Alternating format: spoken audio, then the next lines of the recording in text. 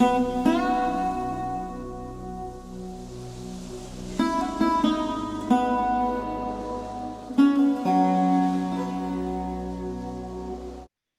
bien, querido Pablo, un saludo franciscano de paz y bien. Qué alegría que estés con nosotros en este día aquí en Colombia, mañana 11 a.m., en España, supongo 5 de la tarde.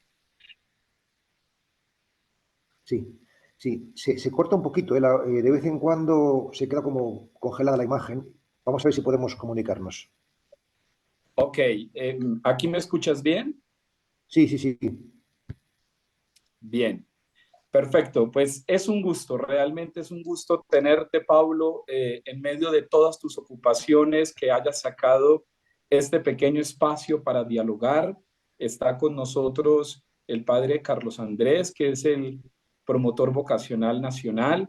También está con nosotros dos laicos muy especiales, el doctor Manuel Enrique Cadena, que hace parte de la Comisión de Ética Médica del país y trabaja en la Fundación Santa Fe de Colombia. Y también está con nosotros Margarita Caicedo para darle también un toque femenino a este diálogo, quien también es una apasionada de todas tus obras, de tus libros, y efectivamente aquí encuentras cuatro apasionados de todo tu trayecto, no solo en el campo de la lectura, la literatura, sino hoy especialmente de la meditación. Y por eso, pues, para mí es una alegría que hayas aceptado este espacio que vamos a tener de diálogo. Y efectivamente, este pequeño diálogo va a llegar a muchísimas personas. Hablarte un poco que en nuestro Spotify, en nuestro podcast, tenemos alrededor de 44,000 seguidores. También en la pastoral vocacional tenemos un grupo muy alto de seguidores que dirige aquí también nuestro hermano Carlos, y también de parte de Margarita y de Manuel tenemos pues la representación de muchos fieles de Colombia en Margarita y del gremio de los médicos y de los profesionales con Manuel. Por eso para nosotros es una alegría saber que este diálogo va a ser también publicado para muchas personas, que muchas personas podrán conocerte y que este espacio será de gran luz, como tú sueles decirlo en tus textos. Pues muchas gracias, Jonathan. Yo estoy a vuestra disposición. Si yo puedo ayudar en algo, pues encantado. Pues bien, Pablo, queremos comenzar, digámoslo así, por uno de tus grandes bestsellers. Efectivamente, tú lo sabes, Biografía del Silencio, uno de los grandes bestsellers de Pablo. Y pues no he querido omitir el tiempo de presentación porque ya muchos te conocemos, sabemos de quién estamos hablando, y por eso vamos a hacer un pequeño diálogo contigo porque, como te digo, lo que tienes delante de ti son cuatro apasionados. Y en principio de Biografía del Silencio, de tantas cosas que conmueven, hay una que llama profundamente la atención. Yo voy a comenzar a abrir el diálogo, pero efectivamente ellos también querrán hacer alguna pregunta a ti, y especialmente la que les venga de todo lo que hemos leído de ti.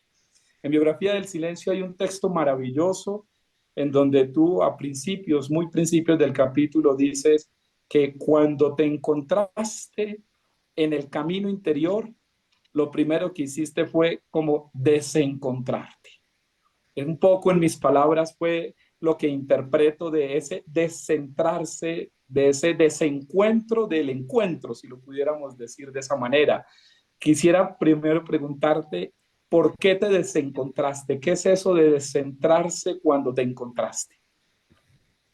Tendrías que leerme qué es lo que dije en concreto, porque no recuerdo yo haber utilizado la palabra desencontrarse, ¿no?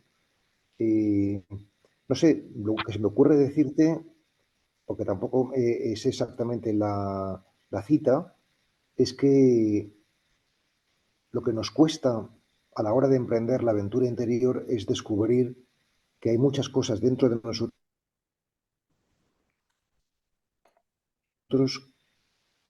que no hemos identificado a lo largo de nuestra vida, que de pronto las encontramos allí, y eso pues, nos produce cierto rechazo, ¿no?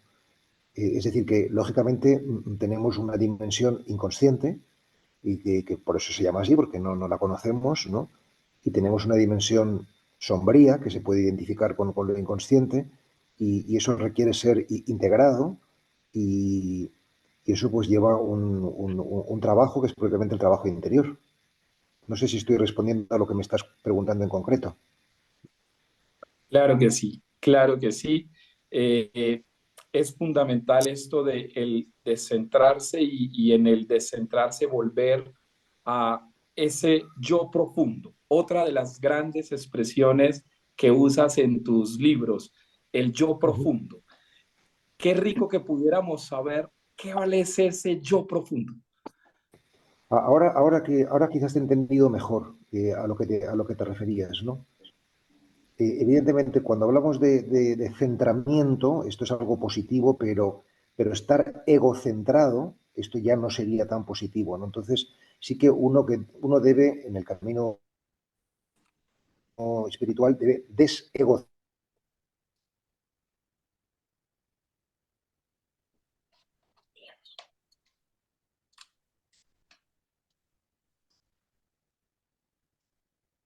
centrarse. En ese sentido, sí. Terminología clásica, ello profundo, pues me refiero al alma, sustancialmente, ¿no?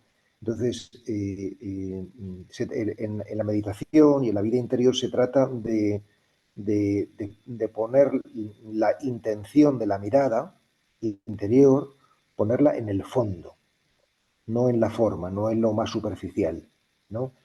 Y, por ejemplo, una cosa que dice mi maestro Yalix es que para meditar, además de los anclajes que él propone, que yo también propongo en Amigos del Desierto, que son la respiración, el mantra y las manos, él propone también un cuarto anclaje, por así decir, que sería la orientación hacia Dios, que podríamos traducirlo de manera laica o de manera secular, la mirada al fondo, no quedarse en lo superficie. Yo creo que por ahí va a me estás apuntando. Sí, efectivamente, va muy por ahí. Antes de darle la palabra a Carlos, eh, quisiera robarte esta expresión. Dices tú en uno de tus libros, hay que cruzar la sombra, cruzar la sombra. Y en varios de tus textos has expuesto y conferencias que la sombra no es otra cosa que la otra cara de la luz. Sí. Entonces quisiera preguntarte, ¿qué es padecer la sombra? ¿Qué es padecer la sombra? ¿Cómo cruzamos esa sombra? Porque pareciese que nos da mucho temor, pareciese que el tema de la sombra ha entrado en un campo un tanto de la subestimación y lo que tú haces es ponderarla para encontrarnos con ella y poder desde allí fluir. ¿Qué sería esto de encontrarse y cruzarla y padecerla? Sí, en concreto el verbo que utilizo, que también utiliza mi maestro, es atravesar, más que cruzar, ¿no? Atravesar la sombra, ¿no?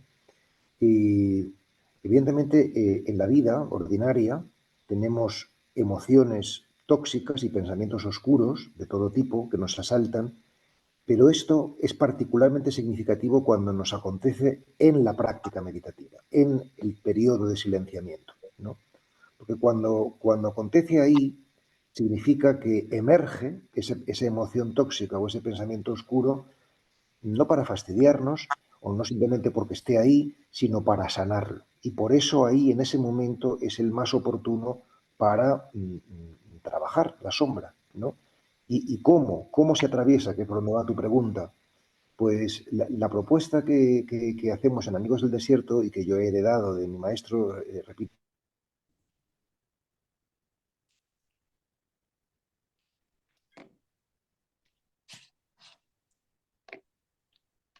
una vez más, es decir, si tú imprimes a tu mirada interior benevolencia y ternura, o suavidad, si prefieres decirlo así, ante ese sentimiento desagradable, siempre sobre ti mismo, porque la sombra es un sentimiento desagradable sobre ti mismo, ¿no?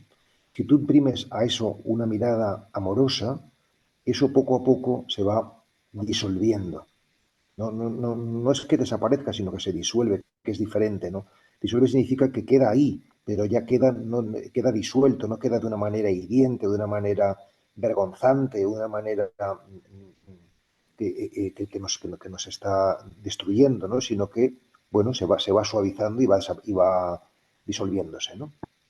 Es a eso a lo que apunto, ¿no? Por atravesar la sombra, ¿no? Y en ese sentido, lo genuinamente cristiano no es simplemente la luz, sino la oscuridad alumbrada, ¿no? Eh, es decir, no simplemente vivir en el amor, sino que donde haya odio ponga amor, donde haya oscuridad ponga luz, donde haya duda ponga certeza. Eso es lo genuinamente cristiano, ¿no? Y ese es el proceso al que estamos invitados en nuestra práctica meditativa. Quería Carlos. preguntar algo, Carlos.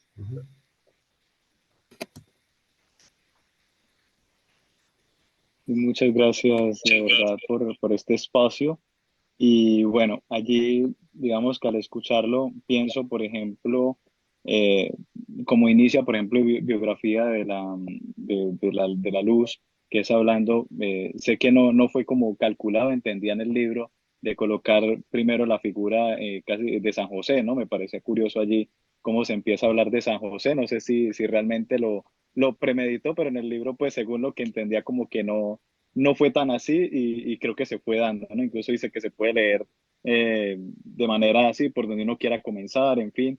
Bueno, pero me llama profundamente la atención la manera como de pronto se le da esta prioridad o bueno, no prioridad, sino cómo inicia con San José.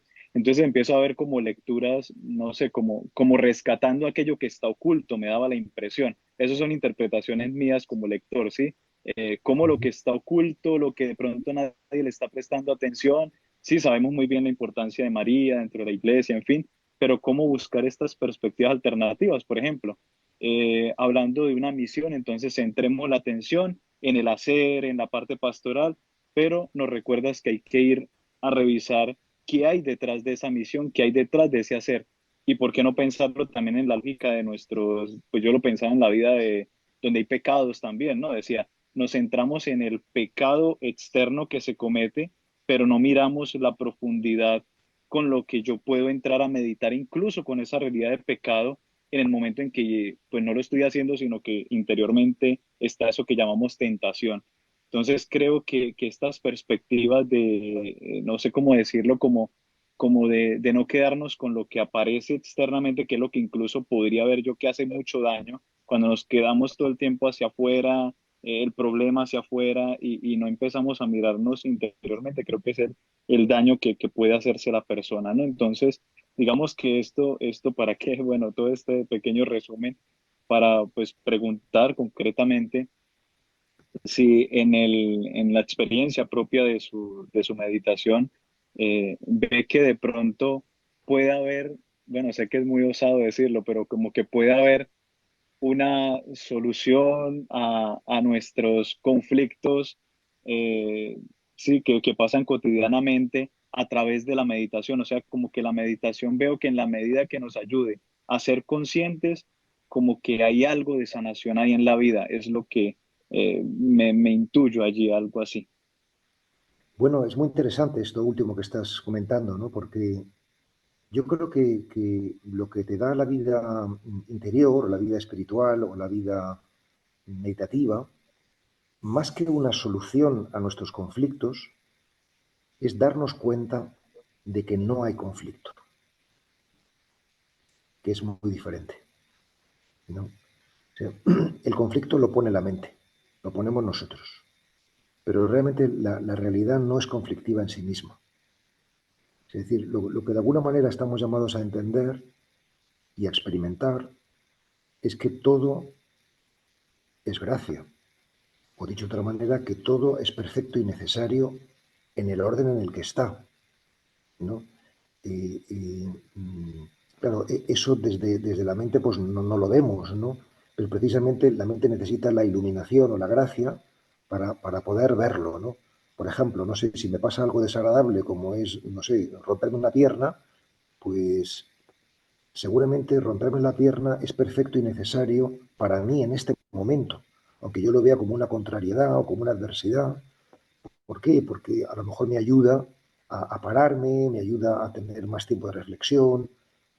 Entonces, la mirada espiritual no te resuelve el problema, sino que más bien, el problema de la pierna rota en este caso, sino más bien te hace comprender que es bueno, que es necesario esto, ¿no?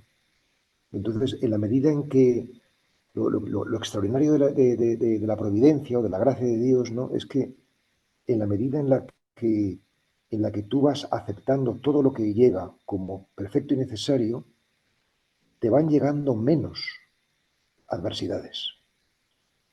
Esto es una cosa muy misteriosa, ¿no? Porque claro, las adversidades nos llegan porque las necesitamos para crecer.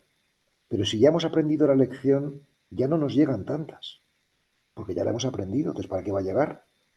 ¿No? Detrás de esto está la convicción profunda de que no se mueve un pelo de nuestra cabeza si que Dios lo quiera. Y por tanto, y esto es muy, muy gordo lo que voy a decir, ¿no? Y por tanto, para discernir la voluntad de Dios, para discernir lo que Dios quiere, lo que tenemos que hacer es mirar la realidad, porque la realidad es el escenario de la voluntad de Dios, es ahí donde Dios nos habla, ¿no? Lo que pasa es que nosotros, en lugar de aceptar la realidad, lo que hacemos es luchar contra ella, es querer cambiarla, es pensar que eso no es lo que Dios quiere, ¿no? Entonces nosotros tenemos más bien un reino de Dios en la cabeza mental que no aquí y ahora, que es donde se está produciendo, ¿no?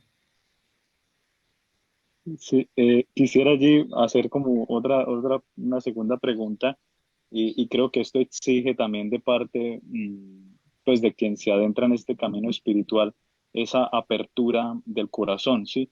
Diría que está esta lógica, ¿no? De abrir el corazón para poder amar realmente la realidad como también brota, ¿no? Y es allí donde sea como ese proceso de incluso abrazar la fragilidad, abrazar la caída y bueno, y hacerle, y estar con ella, caminar con ella, ¿no? No omitirla es lo que allí veía. Y bueno, no sé hasta qué punto mirando el panorama, bueno, esta pregunta como un tanto distinta a lo que estoy hablando, pero no sé si en algún momento será presentado en las conferencias preguntas del tipo de con esto de nueva era, hasta qué punto está adentrándose en los planteamientos que hace por algunas palabras que salen allí, ¿no? Como mantra y realmente la gente a veces, cuando uno sale con estos términos, como que lo cuestionan a uno y dicen, bueno, y esto no es de nueva era. Entonces, digamos que,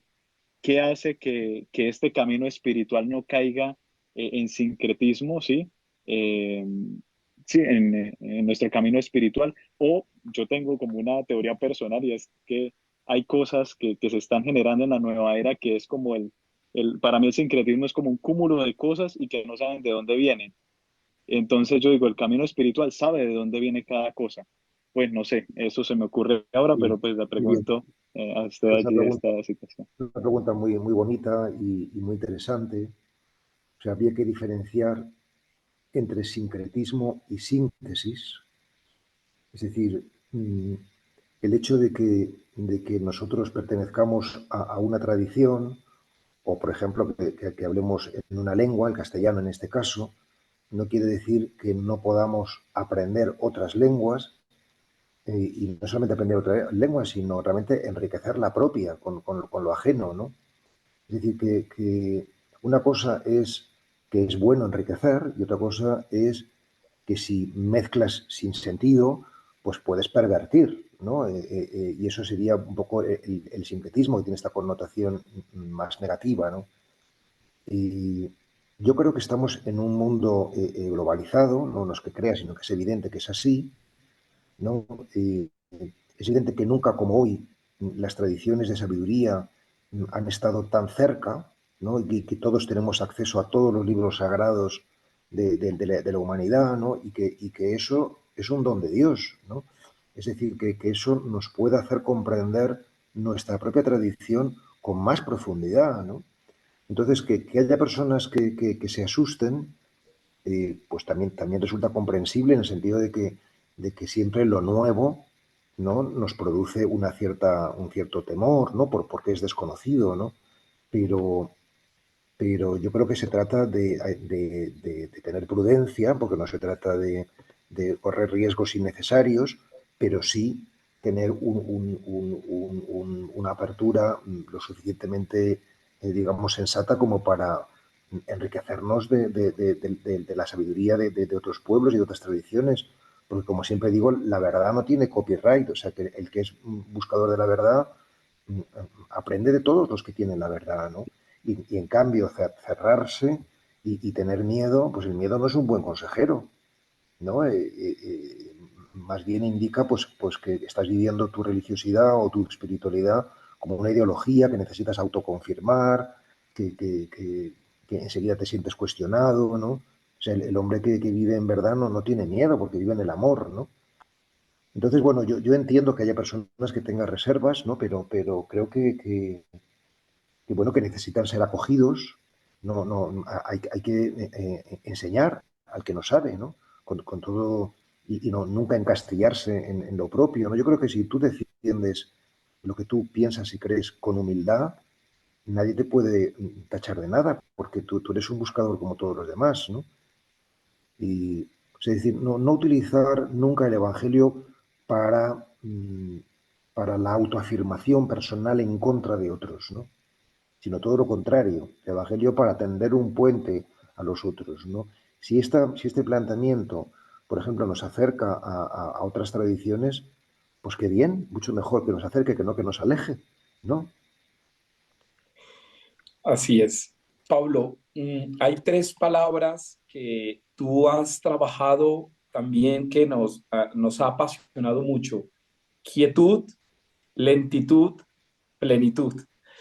Es un itinerario fantástico, pero qué rico tener al autor para que nos ayude a comprender cómo hacer ese camino. Quietud, lentitud, plenitud. Sí, bueno, detrás de esto está la convicción de que lo propio de la espiritualidad,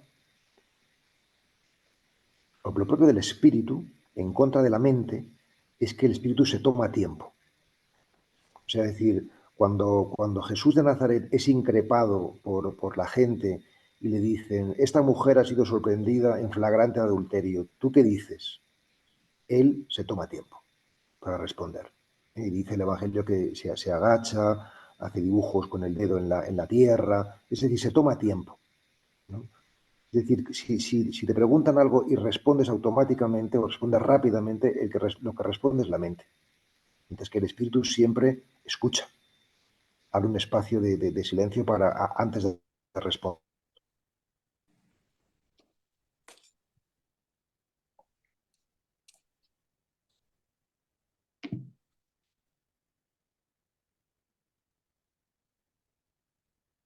¿No? Para que la respuesta no es bien lento. Te requiere no lo tienes de golpe, sino que tienes un proceso de gestación de 9 meses, ¿no? Hasta que finalmente pues das a luz, ¿no? Eh, entonces la cosa va poco a poco, ¿no? Y entonces así se reconoce el espíritu, ¿no? En que tiene una procesualidad, en que respeta los dinamismos de comprensión progresiva del ser humano, ¿no? Y entonces una manera de vivir inconscientemente es vivir muy rápidamente. Cuando vives muy rápido no puedes vivir consciente, ¿no? Entonces la lentitud ayuda a la conciencia, ¿no? La conciencia es la hermana de la espiritualidad, ¿no? O sea, tiene que el paradigma de la conciencia en última instancia es idéntico al paradigma de lo espiritual, ¿no? Y entonces hablo de esa tríada de quietud, lentitud y plenitud, porque en la meditación lo que hacemos es entrenarnos en estarnos quietos. Esto es la propuesta del esicasmo, ¿no? De la esiquía, la búsqueda de la paz por medio de la quietud. ¿Por qué? Porque en la quietud, cuando estamos quietos, corporalmente nos sale todo lo que tenemos dentro, ¿no? Y eso como muchas veces resulta muy difícil porque sale tantas cosas que tenemos dentro y que no están, digamos, no estamos familiarizados con ellas. Por eso precisamente hablo también de lentitud, porque a lo mejor un acceso a la quietud es la lentitud. Entonces, a lo mejor en lugar de sentarte a meditar, que puede ser muy duro, pues haz alguna actividad que tengas que hacer, como por ejemplo lavarte los dientes o lavar la vajilla, pero hazlo muy despacio. Y si eso lo haces muy despacio, pues seguramente van a empezar a pasarte cosas por dentro diferentes, ¿no? ¿Por qué? Porque estás en el presente, no estás en el futuro, ¿no? O sea, fíjate o fijaros que la preocupación o el miedo siempre está en el pasado o en el futuro. Porque el pasado o el futuro está habitado por la mente, mientras que el presente estás en la percepción, no estás en la mente, ¿no? Y por eso aquí en el presente no hay sufrimiento. Los dos, Manuel, Margarita, eh, tienen la oportunidad delante de ustedes. Gracias, Fray. Hola, Pablo. Encantado. Un gusto para mí conocerte. Eh, yo quería preguntarte, o sea, creo que las primeras personas al iniciar este camino espiritual de la mano, de la mano de Dios, fue a Pablo. Y en el tema de la práctica de la meditación, yo llevo relativamente poco. eh, Trato como de ser muy juiciosa pues, con esta tarea, pero digamos que, bueno, se lee mucho, eh, pero en la práctica sí siento que hay como un bache o como un espacio en el que a mí como que se me desliga toda la parte teórica también de la práctica.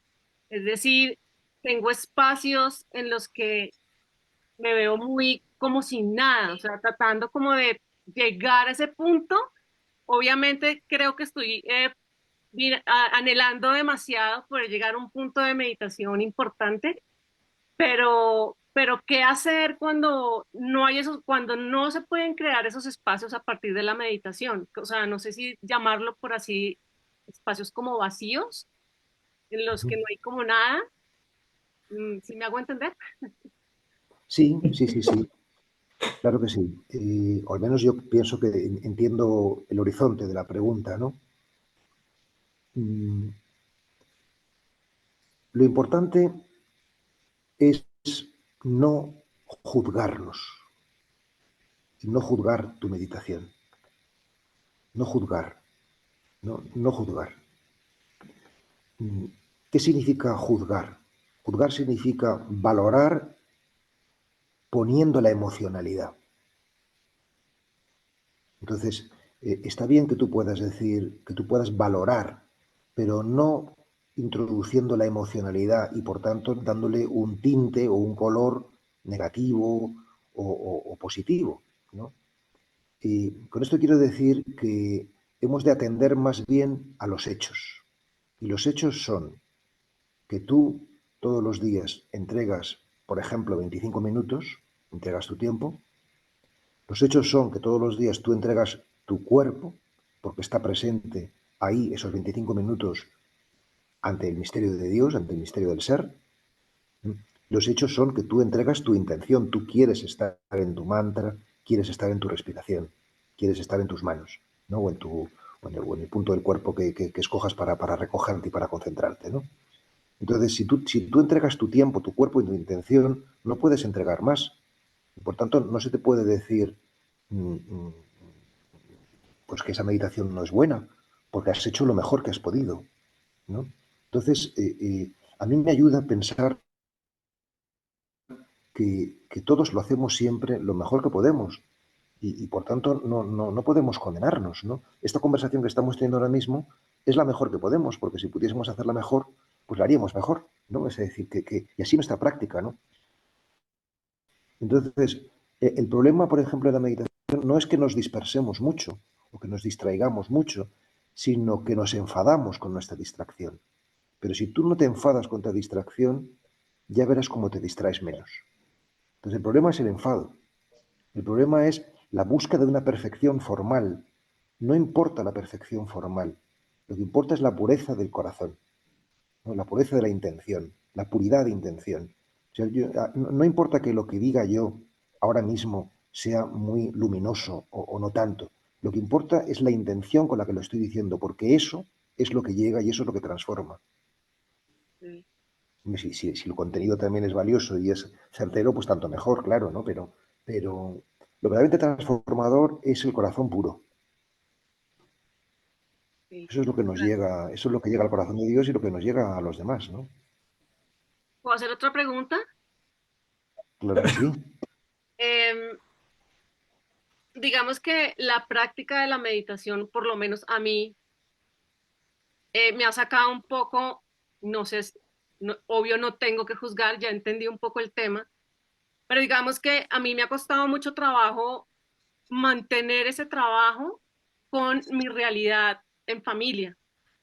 Y Ujú, tengo momentos, por ejemplo, en los que me molesta, por decirlo así, como o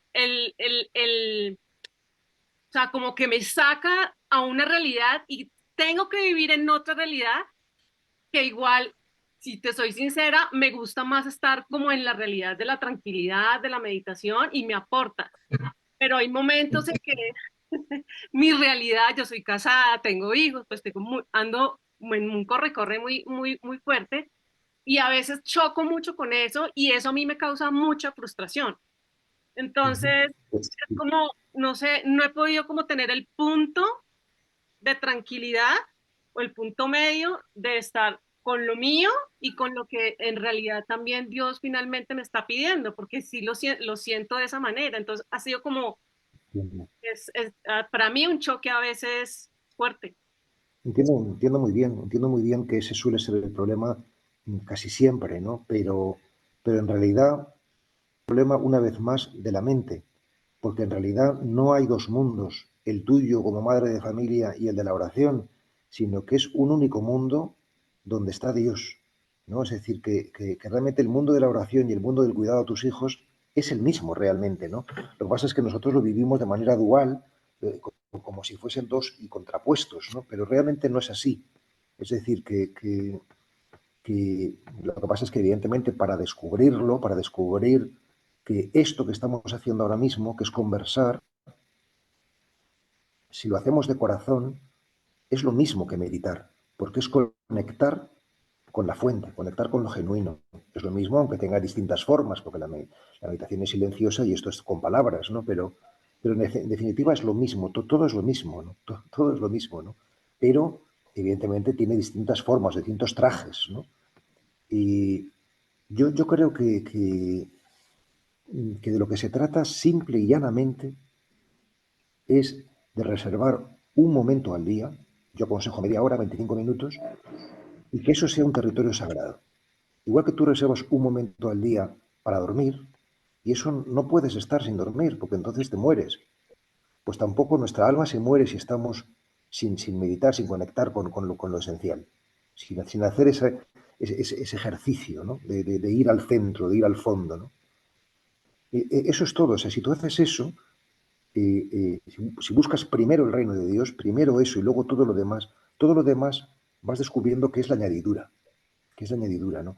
Pero que uno viva un tiempo, digamos, pues un poco entre dos aguas, como acabas de exponer, o con sufrimiento porque le gustaría estar, bueno, forma parte de la aventura, ¿no? Para eso es importante, por ejemplo, tener compañeros de camino, compañeras de camino, para alentarnos, ¿no? En las dificultades, ¿no? Pero, es decir, realmente, os lo digo de corazón, la batalla está ganada.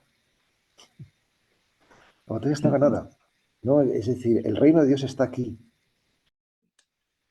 Yo diría que en la vida ordinaria, porque todo esto es la pregunta de Margarita, ¿no? Que decía cómo hacer en el trajín de lo cotidiano para poder vivir desde la interioridad. A mí hay dos cosas que en la vida cotidiana me ayudan mucho y os las comparto, además de la meditación, que es lo esencial, ¿no? Pero además de la meditación hay como dos pequeños trucos, ¿no? Por así decir, ¿no? Que yo aplico siempre, ¿no? Y uno es la elección.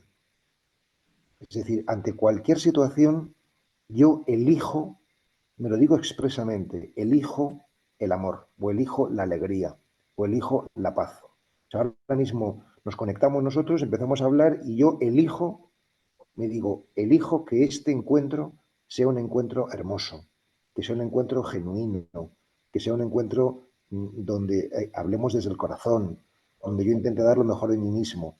O sea, esta elección consciente ya lo cambia todo. Porque entonces ya no vivimos en lo inconsciente, sino que vivimos en algo consciente y positivo, ¿no? Entonces, por la mañana, pues elijo que este sea un día maravilloso, ¿no? No sé, elijo que esta comida que me voy a preparar pues sea un momento también muy bonito y así sucesivamente, ¿no? Eso antes de empezar. Y luego, al terminar, siempre cualquier cosa, pues agradecer. O sea, elegir y agradecer, ¿no? Y agradecer sobre todo las cosas más difíciles o las adversidades, ¿no? No sé, por ejemplo, recibo un WhatsApp desagradable de alguien que está enfadado, pues lo agradezco. ¿Por qué? Porque me llega para ayudarme a crecer. Es decir, que todo en la vida es un entrenamiento. Todo en la vida es un entrenamiento, ¿no? Y en la medida en que tú lo afrontas bien, deja de llegarte, como decíamos antes, tanta adversidad o tanta dificultad, ¿no? Entonces, bueno, pues esas son como dos pequeñas tips, ¿no? O consejos, ¿no? Pautas para que en la vida ordinaria pues no nos dejemos arrastrar, ¿no? Y no estemos escapándonos de lo que la vida nos presenta, que lo que la vida nos presenta pues es lo que necesitamos, ni más ni menos. Muchas gracias, Pablo. Quiere decir que nosotros nos necesitamos ahora, o sea, vosotros a mí y yo a vosotros, ¿no? Y por eso estamos juntos, ¿no? Así es. Claro, Gracias. a ustedes. Pablo, mil gracias. Sí. Mil gracias por este generosísimo regalo de estos minutos. Nos sentimos especialmente orgullosos de poder conocer a un autor con el que hemos compartido muchas cosas. Ya sentimos que tenemos una relación profunda desde hace mucho tiempo. Pero hay una cosa en la que me cuesta a mí algo de trabajo y es cuando les recomiendo a mis amigos, bueno, lee esto, es interesantísimo y es una manera especial de entender la oración. Y cuando mis amigos me llaman y me dicen, oye, pero son muchos elementos de otras corrientes, por ejemplo, la meditación y la oración entendidas como una sola, después de leerlo y pensarlo, me parece que es la manera perfecta de hacer la oración. Sin embargo, cuando uno lo presenta, hay cierto rechazo a que tenga formas, la posición, la concentración, la quietud, la respiración, el mantra, todas estas cosas que parece que tuvieran contagio o contaminación de otras fuentes. ¿Cómo poder uno conversar y poder mostrar estas ideas? Carlos Andrés lo esbozó también, pero quisiera yo tener una manera de hablar con mis amigos y decirles, no, la razón es que la oración es así y es como debe hacerse. Uh-huh. Yo diría que no hay que convencer a nadie. No hay que convencer a nadie, ¿no? La verdad, digamos que se impone por sí misma, ¿no? No necesita que la defendamos, ¿no? Y la verdad siempre está aliada con el amor. Entonces tú reconoces la verdad porque es amorosa, ¿no? En cambio, la verdad no siempre va aliada con la razón, ¿no? Porque a veces digo, pues para ti la razón, pero para mí la verdad. No, porque a veces quien busca lo razonal o lo racional o lo razonable, pues es el ego que necesita autoafirmarse, ¿no? Pero la verdad no necesita autoafirmarse. No necesitamos eso, ¿no? Entonces, cuando a ti te deje de importar que el otro piense como tú, el otro estará abierto a lo que tú tengas que decirle. Es una cosa muy sorprendente, pero cuando realmente queremos algo del otro, ya le estamos presionando, aunque sea solamente querer algo bueno, como es que entienda la oración, ¿no? Pero bueno, a lo mejor no es su momento para entender eso, sino que, en cambio, si tú no tienes pretensiones sobre el otro, ¿no? Sino simplemente darle tu presencia amorosa, pero no quieres llevarle a ningún territorio en particular, se va abriendo el otro. Se va abriendo, ¿no? Entonces yo creo que siempre que alguien nos crea problemas, donde tenemos que mirar es en nosotros mismos, porque realmente el otro no nos crea problemas, somos nosotros los que utilizamos al otro como ocasión para crearnos un problema. No sé si me estoy explicando. ¿no? Es decir, que Perfectamente, seguramente, perfectamente. sí, sí, sí. Entonces, cuando dejas a los demás en paz, los demás se dan cuenta de que eres un hombre libre y entonces pues se sienten atraídos porque la libertad es a lo que estamos llamados, ¿no? Es decir, que realmente tenemos mucho que hacer en nuestra propia casa como para preocupar de las casas ajenas, ¿no? Entiéndase lo que quiero decir, entiéndase lo que quiero decir, ¿no? Que por supuesto que hemos de servir, ¿no? Pero, pero si nuestra propia casa está todavía un poco emponzoñada, con ego no sé, pues entonces tenemos todavía trabajo por hacer, ¿no? Bien, O sea, yo creo que no hay que tener prisa. En este libro que habéis citado, mi último, Los Contemplativos, cito en un cuento a Confucio, que dijo, a los 50 años comprendí los decretos de la vida y a los 60 empecé a practicarlos. Es decir, que realmente Confucio, que era un sabio, hasta los 60 no empezó a vivir, digamos, en la práctica, ¿no? No quiero decir que nos tenemos que dormir en los laureles, al contrario, quiero decir que tenemos que ponernos las pilas para cuando llegue a los 60, por lo menos, entonces empezar a dar frutos, ¿no? Pablo, nuestro enemigo el tiempo, pero No, dices no, no, tú, no, no, no, no lo mires como enemigo el tiempo, porque entonces ya empiezan los problemas, ¿no? El tiempo es ok, nuestro, claro, claro, el tiempo es nuestro amigo. Elegimos un momento provechoso para compartir. elegimos, ok, elegimos. Bien, Pablo, Los Contemplativos, un capítulo que tienes biografía de la sombra. Me Ujú. llama muchísimo la atención un párrafo muy corto, lo quiero leer con esta desbordante situación de Luis Carballedo y todo lo que narras allí, cómo a este joven le toca enfrentarse y confrontarse. Y dices aquí, no todo lo que puede sentir un corazón humano entra en una categoría. Eso fue lo que Luis aprendió aquella tarde.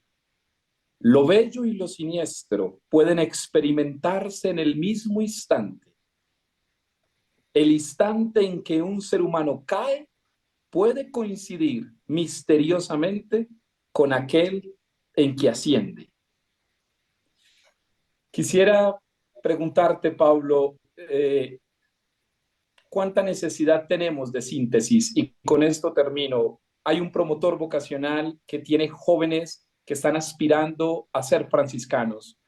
Hay una mujer que tiene una familia que tiene la aspiración de llevar a buen puerto su hogar. Hay un médico que ha servido durante muchos años y hace poco que cumplió sus 70 años, ha entregado una gran síntesis de su vida y de su hogar. Y hay un buscador, un sacerdote que tiene fieles en su parroquia a quien hay mucho que decirles.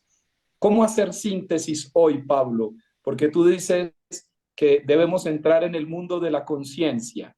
Ya pasamos lo mítico, ya pasamos lo racional y debemos ir a la conciencia. ¿Qué tipo de síntesis nos regalas hoy a nosotros que hemos sido apasionados de tus libros y al mundo que creo yo necesita y tiene sed de pasión por esta conciencia y esta síntesis? Bueno, lo primero, este pequeño párrafo que has leído de Biografía de la Sombra es un párrafo muy, muy bonito y quizás, fíjate, el más importante de todo el libro. O sea, que has hecho una lección. ¿Por qué? Porque ese momento donde lo bello y lo siniestro coinciden, para un cristiano, es claramente el momento de la cruz. O sea, en la cruz es el máximo del dolor y del sinsentido, del pecado, ¿no? Por así decirlo, y al mismo tiempo el máximo del amor y de la entrega y de la belleza, ¿no? O sea, del el varón de dolores que en medio de que no tiene forma humana, pero que realmente es la humanidad plena, ¿no? O sea, que esto nos hace pensar mucho, ¿no? Sobre que nosotros separamos las cosas bueno y malo, bello y siniestro, pero sin embargo están muy, muy, muy en comunión, ¿no? Muy, muy unidas, ¿no? Y bueno, esto por una parte. Y luego por responder a esto de la síntesis que tú me preguntas, ¿no? O sea, yo diría tres palabras, que serían la palabra Las palabras cuerpo, palabra y silencio. Esa sería la síntesis, ¿no?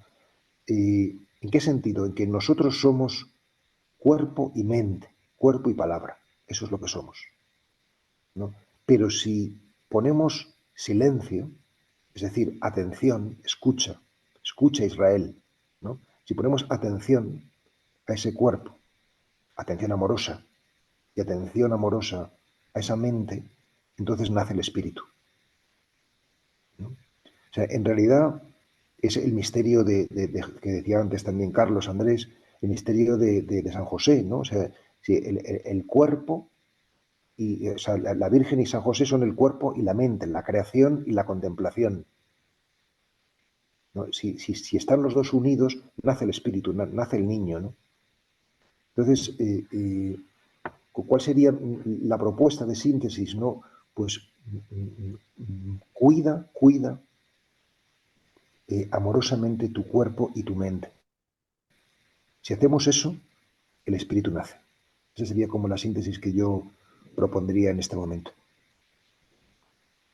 Gracias, Pablo. Jóvenes te escucharán, médicos te escucharán, fieles te escucharán, y que nos hayas dado este privilegio a nosotros es una gran alegría. Jonathan, Fue entre... el privilegio es mío, porque de verdad que siempre, ya es la experiencia del evangelizador, o sea, que siempre es evangelizado, ¿no? O sea, y yo además, pues soy un buscador más, ¿no? O sea, decir que no lo digo por falsa modestia, sino que lo digo porque realmente, pues yo también estoy en búsqueda y también estoy aprendiendo continuamente, y si algo, como he dicho al principio, puede enriquecer, pues para mí es una alegría. Así que gracias por vuestra escucha, por vuestra atención, y estoy siempre a vuestra disposición, ¿eh? A ti, Pablo, Pablo, nosotros los colombianos siempre decimos la ñapa. Ah. Entonces, una ñapa muy sencilla. Sí, un segundito, que está llamando a la puerta. Un momentito, un momentito. Pasa. Es que me están llamando justamente ahora mismo ya para que tengan un acompañamiento. Ok, perfecto, Pablo. Decimos la ñapa. Dijiste en tu saludo para el nuevo año que nos vas a regalar una interpretación actualizada del Peregrino Ruso. Así es, sí. ¿Algo que decir? Bueno, es un libro maravilloso, ¿no? O sea, yo creo que el Peregrino para mí es el modelo del corazón puro, ¿no? Y, Ajá, y voy a decir una cosa que total. también no he dicho casi nunca, ¿no? O sea, y es que el peregrino es el que une en su figura meditación y devoción. Meditación y devoción. Y por eso es algo genuinamente cristiano, ¿no? Pero bueno, sobre esto hablaremos en el futuro. Os envío un abrazo muy grande para no hacer esperar a Perfecto, mí. Pablo. Hasta pronto, hasta siempre. Gracias. Gracias. Luego, Gracias, gracias. Pablo. Un Un abrazo. abrazo.